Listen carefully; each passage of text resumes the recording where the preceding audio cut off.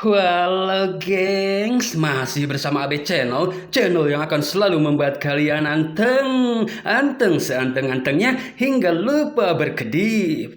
Teruslah bernapas. Jangan panggil aku mantan, sebut saja alumni. Siapa tahu bisa reuni bicara soal mantan yang berkaitan dengan masa lalu, khusus yang belum bisa move on. AB Channel kasih film jadul nih, film yang sangat hits di masanya. Belum ada viral, gengs. Waktu itu mah film apa tuh cenah? Berjudul Mr. Vampir, rilis pada tahun 1985, dibintangi oleh sosok yang sangat fenomenal buat generasi anak 80 sampai 90-an, yaitu almarhum Lam Ching Yin, si penakluk vampir. Oh celah daripada kebanyakan opening. Tapi sebelum itu seperti biasa jangan lupa suhubrek dulu dan nyalakan lonceng notifikasinya biar gak ketinggalan updatean terbaru dari AB Channel. Yuk kita keder aja langsung ke filmnya. Diawali dengan seseorang yang sedang ngecek beberapa vampir, memastikan mereka semua aman terkendali. Siapa dia, gengs? Keteuing atuh tapi sepertinya itu semacam tempat kamar mayat, atau apakah mereka agen penitipan vampir gitunya? Apapun itu, yang jelas beberapa keanehan di sana pun mulai terasa. Halo.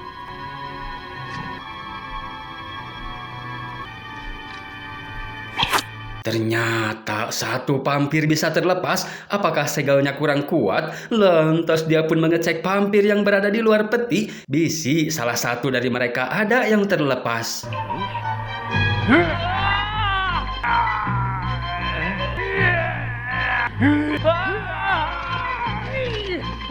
Ternyata itu vampir jadi-jadian, tapi tadi segel vampir yang asli terlepas, gengs, ketiup angin. 哎呀，还躲起来干什么？都说是我了，小子，你看你吓成这个样子。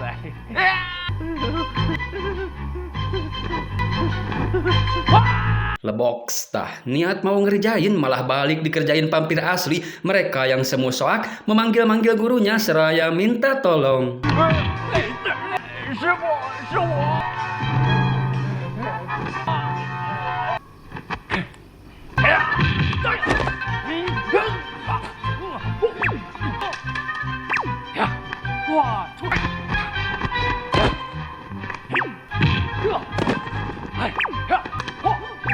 Untung saja ada si guru yang memakai segel darah curug, dan vampir tersebut ternyata punyanya si baju kuning ini, gengs. Hebat si Amang Eta. Keesokan harinya baru terungkap ya, gengs, kang guru ini ternyata bernama Guru Gau, sedangkan muridnya bernama Mancoy. Kita panggil saja si Pak Coy, yang mana mereka ini pergi ke kota untuk menemui klien barunya di sebuah kafe ala-ala modern di masanya. Mereka pun bertemu dengan klien tersebut. Dia bernama Tuan Yao, merupakan orang terpandang, salah satu jutawan di sana. Pantesan atau kot di kafe mewah. Sedangkan wanita yang cetar membahenol ini adalah putrinya si Tuan Yao. Dia bernama Ting Ting. Sesuai profesinya sebagai agen dunia permistisan, bisnis yang akan dijalankan dengan Tuan Yao pun jelas tidak jauh dari itu, yaitu untuk membongkar sebuah kuburan lama yang sudah berusia sekitar 20 tahunan dengan dalih untuk mendapatkan keberuntungan karena usaha Zeusnya yang hampir-hampir rungkad. Seperti yang dikatakan oleh peramal pribadinya, kalau penguburan ulang makam keramat maka akan mendatangkan kegacoran saat nyepin, dan faktanya kuburan tersebut adalah kuburan mendiang ayahnya. Singkat cerita, hari pencongkelan makam pun tiba. Guru Gau melakukan berbagai ritual supaya semua berjalan lancar tanpa ada yang harus kesurupan. Tuan Yao memberitahukan kalau sebenarnya tanah kuburan ini awalnya adalah milik si peramal yang sudah dibeli ayahnya dan dijadikan tempat peristirahatan terakhirnya. Yang meskipun memang sedari awal si Guru Gau ini sudah mewanti-wanti dengan pembongkaran makam ini, ditambah fakta yang baru dia dengar bagaimana jikalau petunjuk yang si peramal berikan adalah petunjuk sesat, Tuan Yam tetap rungkad saat nyepin, dan pembongkaran ini semata-mata hanya untuk kepentingan pribadinya yang entah apa itu. Tapi makam sudah terlanjur dicongkel dan petinya juga sudah terlihat. Lantas mereka pun mengangkat peti tersebut.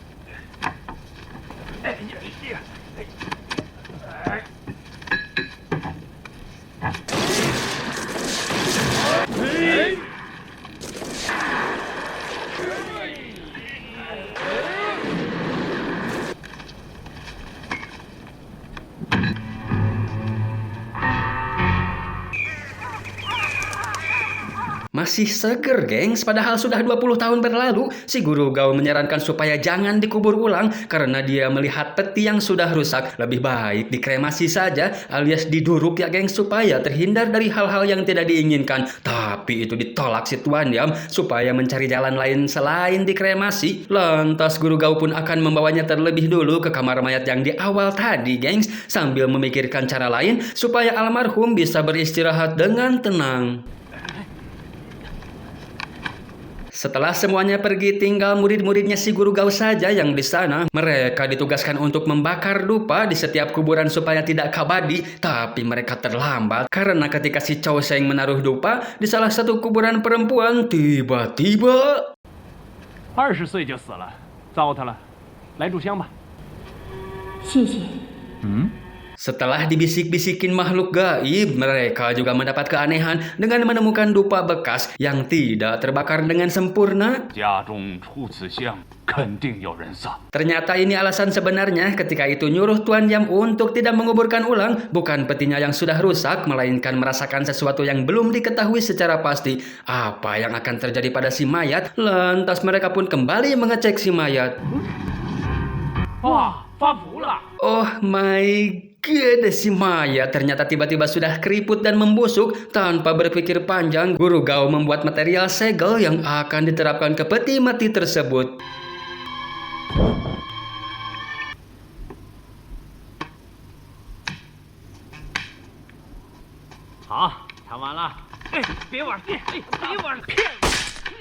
Murid Luknut dasar si babal kabur wetas ngehapuk mah.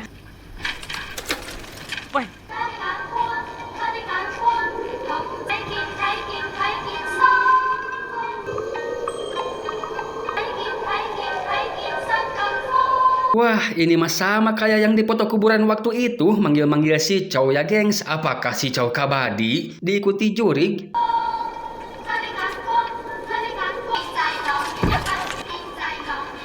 Boloho jurig-jurig, sedangkan di sisi lain si mayat yang berada dalam peti sudah menunjukkan tanda-tanda kebangkitannya.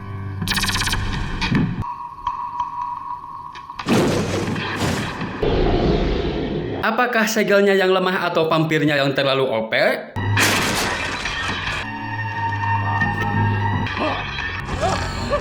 Gengs, kan vampir ini ayahnya si Tuan Yam. Kok orang yang pertama dicari adalah dia, ya kan anaknya? Apakah si vampir dibunuh oleh Tuan Yam atau dijadikan alat oleh si peramal untuk membunuh keluarga Yam? Kateuing atuh Guru Gao yang melihat luka pada Tuan Yam langsung menaruh curiga pada mayat yang berada di tempatnya seraya memerintahkan muridnya untuk mengecek ke sana. 凶手是一个武林高手，又善于放飞镖。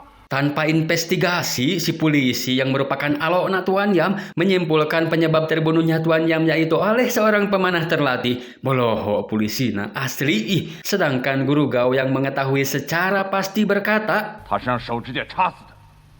Ayah, polisi ini model gitunya dikarenakan penyebab kematian Tuan Yam ditikam kuku panjang dan Guru Gao memiliki satu kuku panjang, maka sudah dipastikan pelakunya adalah Guru Gao. Cerdas sekali Anda Pak Polisi. Mayat Tuan Yam dan Guru Gao pun langsung digondol ke kantor polisi. Tapi sebelum itu murid Guru Gao keburu kembali melapor kalau mayatnya sudah tidak ada, juga sudah mencarinya ke sana kemari, namun tidak ada hasil dikarenakan Tuan Yam dibunuh vampir. Maka tidak lama juga atau bahkan malam ini kita akan dihadapkan dengan dua vampir koalisi anak dan ayah. Si Guru Gao memberitahu kelemahan vampir yang tidak akan bisa mendeteksi keberadaan kita ketika menahan napas, seraya memerintahkan si Pak Choi untuk melindungi si Ting Ting, sedangkan si Chow disuruh mengambilkan peralatan tempurnya berupa darah ayam, tinta, beras ketan, dan kertas kuning. Singkat cerita, malam pun keeng. Si Chow sesuai perintah mengantarkan keperluan gurunya untuk menghadapi vampir. Tapi beras ketan yang dipesan malah dibawakan yang sudah matang. Hadut keneh deh, mau prasmanan bareng vampir gitu. Tunggu. Setelah meracik segel, Guru Gao memerintahkan si Chow untuk menempelkan kertas kuning pada dahinya. Dengan semunga deg-deg, si Chow mencari Tuan Yam yang sudah jadi vampir.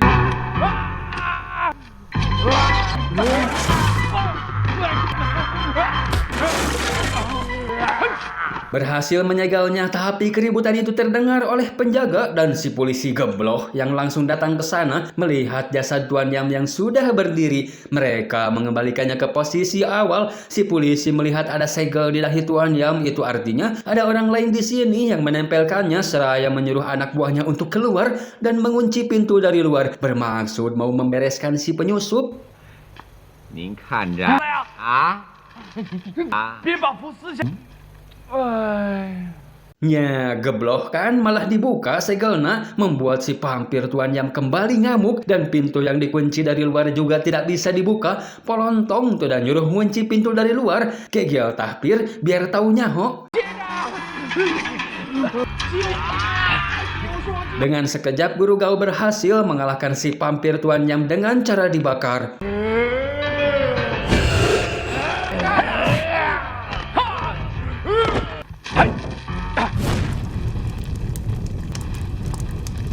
Sedangkan di sisi lain si Pak Choi yang sedang di rumah Tuan Yam untuk menjaga si Ting Ting dari vampir kakeknya. Ya, tidak lama dari itu si vampir datang. Mereka hanya bisa bersembunyi di dalam lemari sambil menahan nafas.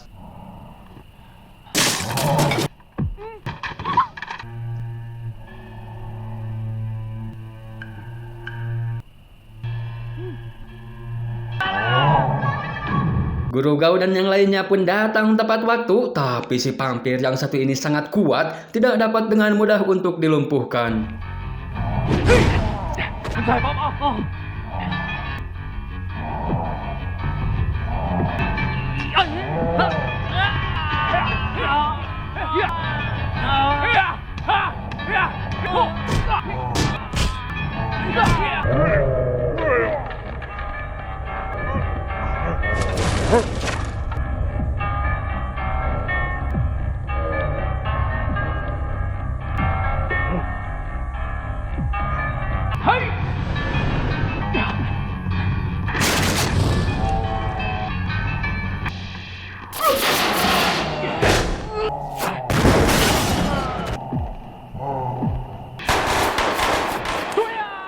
Sungguh sangat OP sekali, sedikit keteteran tapi dia masih mampu untuk kabur. Terus bagaimana dengan nasib si Pak Choi? Dia terkena kuku vampir, gengs. Berpotensi jadi vampir juga kalau tidak segera dihentikan penyebaran virusnya. Si Ting Ting juga diajak untuk tinggal dengan mereka karena dirinya akan terus jadi incaran si vampir. Sesampainya di rumah dengan obat racikan Guru Gao yang ditempelkan pada lukanya untuk menetralisir virus yang meskipun virusnya sudah menyebar, tidak ada salahnya untuk dicoba dan harus terus melompat-lompat di atas beras ketan supaya virus tidak menyebar ke kaki. Sementara si Ting Ting yang disuruh untuk membuat sup ketan dikarenakan ketannya sudah habis, si Chow Seng akan pergi ke pasar untuk membelinya.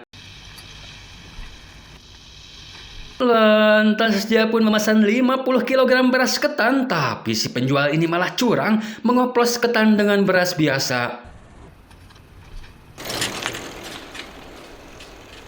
Saat perjalanan pulang, kembali si Chow diintai si Jurig ini dengan kekuatan gaibnya. Si Jurig membuat skenario seolah-olah dirinya akan diperkaos. Si Chow Seng yang mendengarkan teriakan minta tolong pun langsung menolong si Jurig tersebut. Dengan rayuan mautnya, si Chow Seng akan mengantar pulang si Jurig. Asem si Chow Seng. 应该以身相许，是不是？ Waduh, apakah si Jurig ini tipe Jurig pemeprek, gengs? Si Jurig tidak tahu cara untuk membalas budi, hanya bisa menawarkan tubuhnya saja supaya untuk dipeprek dan dipipisin si Chow Seng. Kok begitu? Parah ya Jurig-Jurig. Disalin dong pakai kostum tempur. Tapi untung si Chow Seng kuat iman, gengs. Kalau dia hanya bercanda dan tidak mengharapkan balasan apapun, seraya akan pergi dari sana. Hebat, salut 10 jempol lah buat si Chow Seng. Lah, kok tiba-tiba hujan deras banget? Apakah itu hujan buatan si Jurig? Nya, hujan kan? Sahur eneng ge ka dieu wang ngopi heula sambil nunggu hujan raat. Dengan minuman oleng racikan si Jurig yang sudah dia oplos membuat si Chow Seng liar kacida, hasrat meprek si Jurig pun akhirnya bisa terpenuhi juga.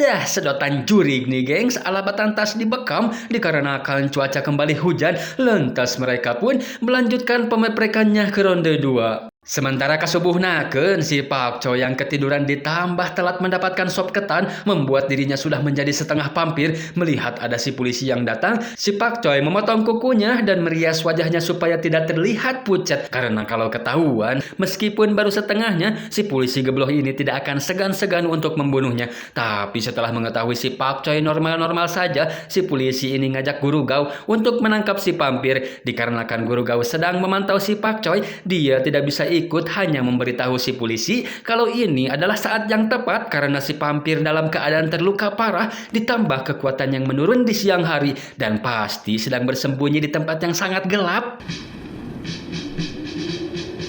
Lantas si polisi pun pergi ke bukit menemukan sebuah gua yang ketika dicek itu ternyata gua sang gorila, dan faktanya si vampir ternyata berada di gua lain di sebelahnya, di mana si vampir yang sedang ngegibrig akibat luka parah yang dia dapat ketika melawan Guru Gao. 呀，到隔壁。 Sedangkan Guru Gao yang sudah tahu kejadian yang sedang dialami si Chow Seng yang terkena pelet si Jurig pemeprek seraya mengikutinya yang ketagihan akan pergi ke rumah si Jurig. Ternyata ada tulisan mantra di perut si Chow Seng yang membuat si Jurig tidak bisa mendekat, tapi karena hasrat pemeprekannya sudah tidak terbendung, si Chow Seng menghapus tulisan tersebut. 你揉揉。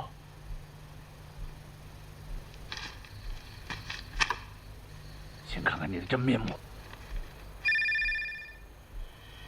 My God, ternyata wajah si Jurig sangat burik sekali. Dengan menggunakan kekuatan bulan, Guru Gao memodif pedang mininya menjadi ruhai guguri nyayan.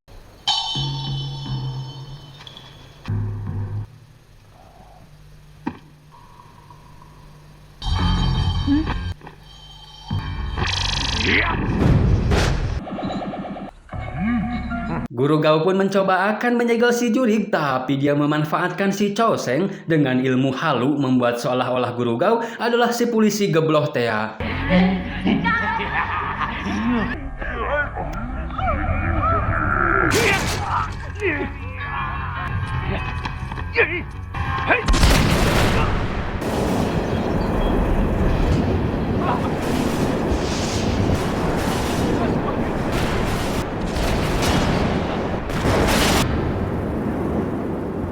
Ternyata rumah ini juga hasil modifikasi si Jurig, hanya gubuk kosong tak berpenghuni, dan sekembalinya mereka, Guru Gao bertekad akan menyingkirkan si Jurig saat dia bertandang malam ini. Saat sedang menunggu kedatangan si Jurig, si Chow Seng diikat supaya tidak merepotkan, tapi apa yang terjadi dengan si Pak Choy? Kukunya kembali panjang gengs, diiringi dengan awaknya yang secara tiba-tiba ngagibrig. Si Jurig pun akhirnya menunjukkan tanda-tanda kehadirannya dengan menggunakan kompas sakti. Alus si guru kompas nama bisa mendeteksi keberadaan Jurig.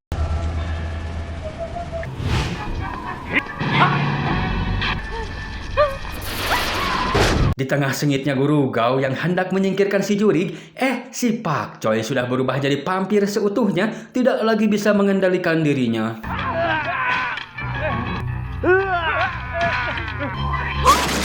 Si Jurig memang nolong si Chow Seng, tapi punya niat lain ya gengs, karena si Chow adalah pemuas hasratnya dan akan membawa si Chow supaya ikut dengannya.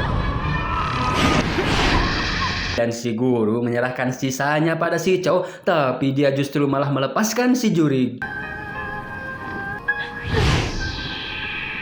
Si guru pun teringat dengan si Pak Choy, kok bisa beras ketannya tidak bereaksi. Setelah dicek akhirnya tahu kalau beras ketannya ternyata sudah dioplos.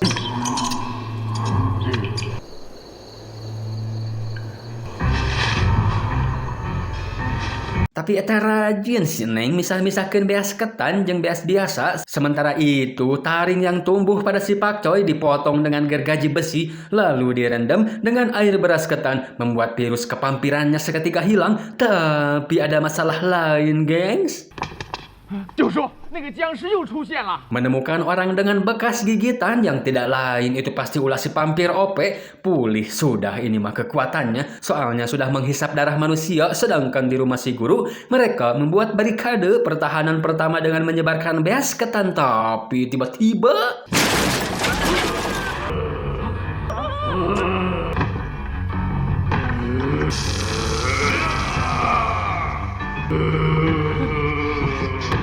tapi bener eta beas ketan ampuh. Tidak lama dari itu guru Gau pun pulang. Melihat pintu sudah jebol dan bekas kaki si vampir. Lantas guru Gau pun mengambil senjatanya dan nyuruh untuk menutup pintu rapat-rapat. Sementara mereka berdua akan mencari si vampir. Wah, si vampir ini sudah semakin cerdas. Sengaja dia memancing si guru Gau untuk mengejarnya. Dan si vampir sendiri masuk lewat atap rumah. Tapi mereka telat menyadarinya, si vampir sudah lebih dulu masuk. 哇，你看清楚一点。 Ruksak ieu mah atuh si Pakcoy. Sementara mereka yang mendengar keributan di dalam tidak bisa masuk karena pintu yang sudah disematkan keamanan tingkat tinggi. 快快！ Biarin saja atuh Neng, sedikit mah yang penting selamat. Kan jadinya malah terdesak. Si gebloh malah ngabibita si vampir pakai bakakak. Tapi untungnya guru Gau keburu datang menolong mereka. Namun si vampir sekarang justru malah bisa melihat. Jadi bisa lebih berhati-hati terhadap senjata yang digunakan untuk melumpuhkannya. Seraya akan mencongkel matanya terlebih dahulu, tapi itu bukan hal yang mudah. Sementara si Ting Ting dan si polisi gebloh berhasil membuka pintunya yang sudah ada si pasukan vampir edan di sana.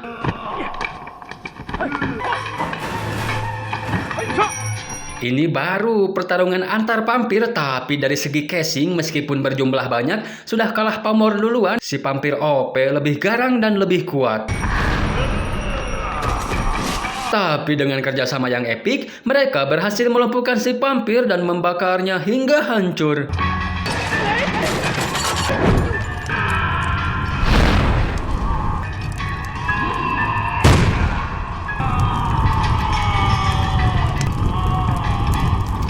Yang meskipun harus mengorbankan pasukan vampir edan si baju kuning yang juga ikut terbakar. Tamat. Gimana gengs? Gak kalah seru kan vampir jadul sama vampir modern? Ratingnya juga cukup tinggi. Celah sekian dulu untuk pembahasan kali ini. Kita ketemu lagi di next video dan bye-bye.